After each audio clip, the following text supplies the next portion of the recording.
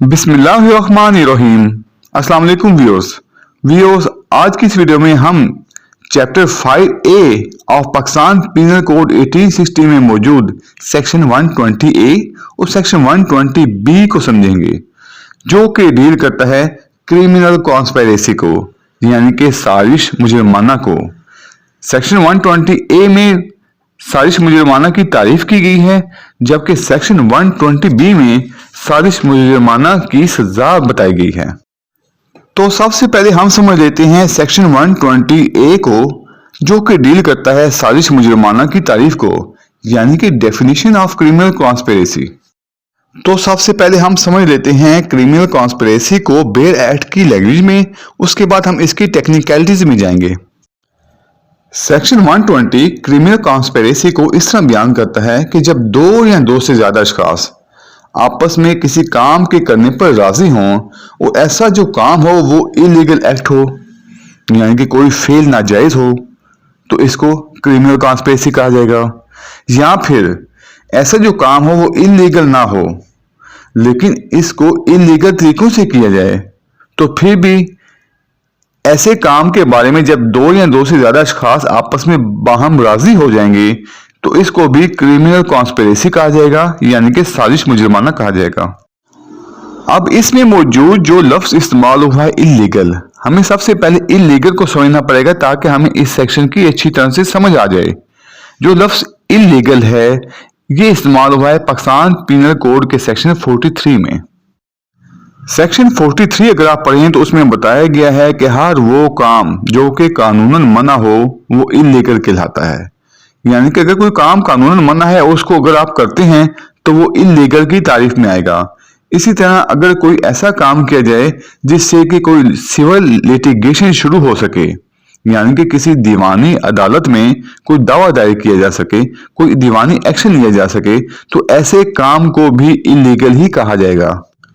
इसी तरह इलीगल की तारीफ में यह भी बताया गया है कि हर वो शख्स जो कि कानूनी तौर पर किसी काम को करने के लिए बाउंड हो और वो ऐसा काम ना करे तो इसको भी इलीगल ही कहा जाएगा। यानी कि इलीगल की तारीफ में बहुत सारी चीजें आ गई। इसमें यह भी बताया गया है कि अगर कोई शख्स कोई ऐसा काम करता है जो कि कानूनी तौर पर मना हो और वो ऐसा काम करे तो इसको इलीगल कहा जाएगा। इसी तरह अगर कोई शख्स कोई ऐसा काम करता है जो कि किसी सिविल लिटिगेशन के लिए बुनियाद फराहम करता हो तो इसको भी इलीगल ही कहा जाएगा। इसी तरह अगर कोई शख्स किसी काम को करने के लिए कानूनी तौर पर पाबंद हो और वो ऐसा काम ना करे तो इसको भी इलीगल ही कहा जाएगा। लिहाजा जो लफ्ज इलीगल है इसमें ये तीनों चीजें आ जाती हैं। अगर आप सेक्शन 120A के प्रोविजो को पढ़ें तो इसमें लिखा है, provided that no agreement except an agreement to commit an offence shall amount to a criminal conspiracy, यानी कि कोई भी ऐसा एग्रीमेंट जो कि ऑफेंस से रिलेटेड हो उसको क्रिमिनल कॉन्स्पिरेसी कहा जाएगा, लेकिन कोई ऐसा एग्रीमेंट जो कि ऑफेंस से रिलेटेड ना हो उसको क्रिमिनल कॉन्स्पिरेसी नहीं कहा जाएगा अनलेस तब तक some act besides the agreement is done by one और more parties to such agreement in pursuance thereof, जब तक के उसमें मौजूद एक या एक से ज्यादा फ्रीकैन उनकी तरफ से कोई ऐसा एक्ट ना किया जाए। यानी कि ये ऐसे इलीगल एक्ट से मुतालिक हैं, जैसा कि हमने सेक्शन 43 में पढ़ा कि इलीगल से मुराद कोई भी ऐसा एक्ट है जो कि कानूनन मना हो या किसी सिविल लिटिगेशन की बुनियाद रखता हो या फिर कोई शख्स उसको करने का कानूनी तौर पर पाबंद हो और वो उसको ना करे। तो इसमें यही बताया गया है कि ऑफेंस के अलावा दूसरे जो भी एग्रीमेंट होंगे वो उस वक्त तक क्रिमिनल कॉन्स्पिरेसी की तारीफ में नहीं आएंगे जब तक कि उस एग्रीमेंट की बुनियाद पर उसमें मौजूद एक या एक से ज्यादा फ्रीकैन कोई एक्ट ना कर दें, कोई ऐसा फेल सरंजाम ना दे दें जो कि जुर्म की तारीफ में आता हो। तो ऐसी सूरत में ही ऐसे जो होगा एग्रीमेंट उसको क्रिमिनल कॉन्स्पिरेसी कहा जाएगा। यानी कि इसमें आपने प्रोविजन में दो चीजें याद रखनी है, एक अगर किसी जुर्म से मुतालिक साजिश मुजरमाना है तो वो साजिश मुजरमाना कहलाएगी, लेकिन इसके अलावा अगर किसी और एक्ट से मुतालिक साजिश मुजरमाना है तो वो उस वक्त तक साजिश मुजरमाना की तारीफ में नहीं आएंगे जब तक कि उसमें मौजूद एक या एक से ज्यादा फ्रीकैन कोई ऐसा एक्ट सरंजाम ना दे दें। इसको हम एक मिसाल से समझ लेते हैं। मिसाल के तौर पर मैं और आप मिलकर किसी को कत्ल करने का मंसूबा बनाते हैं। तो ऐसी सूरत में जो कत्ल करना है ये इटसेल्फ एक ऑफेंस है। लिहाजा जब हमने आपस में मिलकर कोई एग्रीमेंट किया, कोई साजिश मुजरमाना की, तो ऐसी सूरत में हम इसके तहत पनिशेबल होगी, क्योंकि जुर्म से मुतालिक जब कोई साजिश की जाती है, जब कोई एग्रीमेंट किया जाता है तो वो उसी वक्त पनिशेबल हो जाता है। ये जरूरी नहीं कि उस पर कोई एक्ट किया जाए। इसी तरह जब दो या दो से ज्यादा अशखास किसी काम के करने के बारे में आपस में सलाह मशवरा होते हैं, लेकिन वो जो काम है वो ऑफेंस की तारीफ में नहीं आता, तो ऐसी सूरत में ऐसा जो सलाह मशवरा है वो उस वक्त तक साजिश मुजरमाना नहीं कहलाएगा जब तक कि उस पे कोई एक शख्स अमल नहीं करता। मिसाल के तौर पर आपने किसी के साथ एग्रीमेंट किया और मैं आपके साथ सलाह मशवरा होता हूँ कि तुम इस तरह करो, तुम वो एग्रीमेंट तोड़ दो, मैं तुम्हें उससे ज्यादा रकम दिलवाऊंगा। तो ऐसी सूरत में उसके साथ मैं सलाह मशवरा हो रहा हूँ, हम आपस में सलाह मशवरा कर रहे हैं। ये जो हम बात कर रहे हैं ये ब्रीच ऑफ एग्रीमेंट तो हो सकता है, लेकिन ये क्रिमिनल कॉन्स्पिरेसी नहीं हो सकती जब तक कि आप उस एग्रीमेंट को तोड़ ना दें या उस एग्रीमेंट को तोड़ने के बारे में कोई ऐसा ओवर्ट एक्ट ना करें। उस वक्त तक ये क्रिमिनल कॉन्स्पिरेसी नहीं होगी। ये क्रिमिनल कॉन्स्पिरेसी उस वक्त होगी जब आप उस पर कोई ऐसा ओवर्ट एक्ट करेंगे जिसकी वजह से कुछ सिविल लिटिगेशन की बुनियाद पड़ती हो।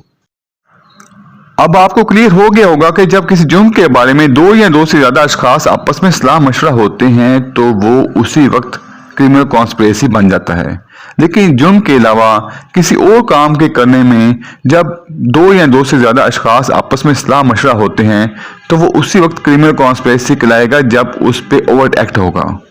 और वो दूसरे काम कौन से होंगे? वो दूसरे काम वही होंगे जो कि हमने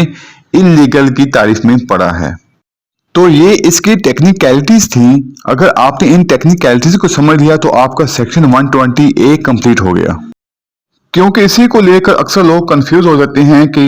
ऑफेंस जो है ये क्रिमिनल कॉन्स्पिरेसी है नहीं है, इसमें जो ओवर्ट एक्ट है वो कब होगा, वो कैसे क्रिमिनल कॉन्स्पिरेसी कहलाएगा, उसमें कौन कौन से एक्ट शामिल होंगे। इस सेक्शन की एक्सप्लेनेशन में लिखा है it is इमैटेरियल whether the illegal act is ultimate object of such agreement or is merely incidental to that object। Explanation में बताया गया है कि ये इमैटेरियल है, यानी कि ये गैर अहम है कि जो आपका अल्टीमेट ऑब्जेक्ट है वो इलीगल है या नहीं है, इससे इसको कोई फर्क नहीं पड़ता। PLD 1956 supreme court India page 215 में अदालत हजूर ने करार दिया कि एक शख्स अपने आप से क्रिमिनल कॉन्स्पिरेसी नहीं कर सकता। अगर सूरत हाल ऐसी हो कि दो अफराद को क्रिमिनल कॉन्स्पिरेसी के तहत चार्ज किया जाए और उनमें से 3 एक्विट हो जाएं, तो ऐसी सूरत में जो बाकी एक शख्स बचेगा उसको इस सेक्शन के तहत चार्ज नहीं किया जाएगा। इसी तरह PLD 1979 सुप्रीम कोर्ट पेज 53 में अदालत हजूर ने करार दिया कि जब दो या दो से ज्यादा अशखास आपस में मिलकर कोई कॉन्स्पिरेसी करते हैं तो उसको क्रिमिनल कॉन्स्पिरेसी नहीं कहलाया जाएगा जब तक कि ऐसे अफराद किसी अनलॉफुल एक्ट को करने के बारे में कॉन्स्पिरेसी ना करें या फिर किसी लॉफुल एक्ट को अनलॉफुल मीन्स के तहत करने के बारे में कॉन्स्पिरेसी ना करें। PLD 1979 सुप्रीम कोर्ट पेज 53 में अदालत हजूर ने करार दिया अगर साजिश में जबर, दबाव, ताकत वगैरह से किसी को शामिल किया गया हो तो ऐसे शख्स से मुतालिक ये नहीं कहा जाएगा कि ये इसके जहन का आजादाना और दानिस्ता फेल था। जब वादा माफ ने बयान किया कि इसे धमकाया गया और राजीनामा में जबरदस्ती शामिल किया गया तो ऐसे शख्स को साजिशी नहीं करार दिया जा सकता। इसी तरह एक और बात आप अपने ज़हन में रखें कि साजिश से मुराद किसी शख्स की नीयत नहीं है। जब किसी शख्स के दिमाग में कोई चीज़ होती है तो इसको साजिश नहीं कहा जाएगा। साजिश उसी वक्त कहा जाएगा जब दो या दो से ज़्यादा अशखास के दरमियान किसी नाजायज़ फेल या जायज़ फेल को नाजायज़ तरीका से अंजाम देने का इकरार किया जाए। जब तक कि ऐसा मंसूबा सिर्फ नीयत तक महदूद रहता है इसको साजिश मुजरमाना नहीं कहा जा सकता। जब तक कि इसके बारे में आपस में इनका कोई एग्रीमेंट ना हो जाए। इसके बाद है सेक्शन 120B, जिसमें क्रिमिनल कॉन्स्पिरेसी की पनिशमेंट बताई गई है। Section 120B says whoever is a party to criminal conspiracy to commit an offense punishable with death, imprisonment for life, or rigorous imprisonment for a term of 2 years or upwards shall, where no express provision is made in the code for the punishment of such a conspiracy, be punished in the same manner as if he had abetted such offense। यानी कि इस section में बताया गया है कि जब कोई भी शख्स किसी ऐसे जुर्म के इर्तिकाब की साजिश मुजरमाना का फरीक हो जिस जुर्म की सजा मौत हो, उम्र कैद हो या 2 साल या ज्यादा मुद्दत की कैद सख्त हो, उसे इस पाकिस्तान पीनल कोड में ऐसी साजिश की सजा के लिए कोई वाज़ेह हुक्म मौजूद ना हो